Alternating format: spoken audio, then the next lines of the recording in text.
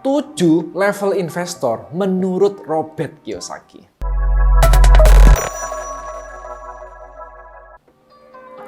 Level 1, mereka pada dasarnya tidak memiliki investasi atau tabungan.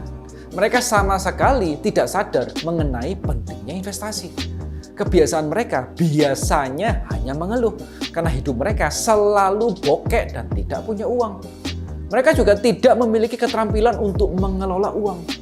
Setiap mendapatkan uang, mereka hanya menghabiskan untuk barang-barang seputar gaya hidup, seperti tas branded, mobil atau liburan mewah, tanpa menyisihkan sama sekali tabungan untuk investasi. Ini seperti yang dialami oleh Mike Tyson. Dalam usianya yang ke-20 tahun, pendapatannya dari tinju melebihi 400 juta US dollar.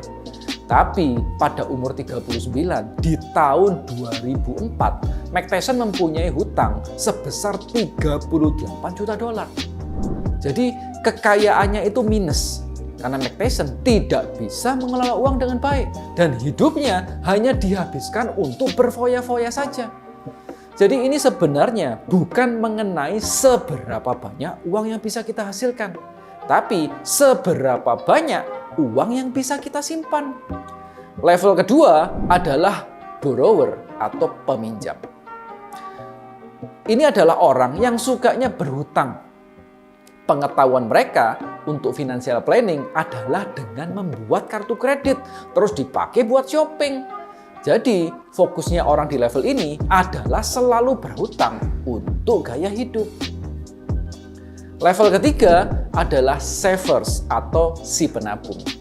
Biasanya, orang di tipe ini hidupnya itu sangat berhemat. Mereka rajin menabung dan menyisihkan duit kecil secara rutin ke rekening bank, seperti deposito, tapi dengan return bunga yang kecil sekali. Biasanya mereka menabung itu untuk konsumsi, seperti berlibur, membeli mobil, dan bukan untuk berinvestasi. Karena mereka sangat takut untuk berinvestasi dan tidak mau mengambil resiko untuk memulai berinvestasi. Level keempat adalah smart investor. Ini adalah kelompok kelas menengah yang biasanya ada di level ini. Mereka memiliki pendapatan yang baik. Tipe ini sadar akan kebutuhan investasi, tetapi mereka hanya berinvestasi di instrumen seperti deposito atau reksadana. Tapi dalam hal investasi lain, seperti di pasar saham, mereka sebenarnya buta dan tidak terlalu memahami. Mereka tidak punya skill yang baik untuk menganalisa saham yang bagus atau membeli properti yang berpotensi. Mereka merasa terlalu sibuk untuk menyisihkan waktu untuk belajar mengenai investasi. Jadi tipe ini biasanya adalah tipe spekulasi dan penjudi. Mereka berinvestasi hanya karena ikut-ikutan. Membeli saham tidak dianalisa atau hanya ngikutin apa kata orang lain. Level kelima adalah long term investor atau yang disebut juga investor jangka panjang. Mereka yang berada di level ini adalah mereka yang memiliki goal yang jelas, strategi yang baik. Mereka memahami bahwa fokusnya adalah membangun aset. Mereka mengerti bedanya antara hutang yang baik dan hutang yang buruk. Mereka adalah orang yang rajin berinvestasi aset seperti di properti atau saham. Dalam membeli saham, mereka lebih suka membeli saham perusahaan yang dahsyat dan menguntungkan.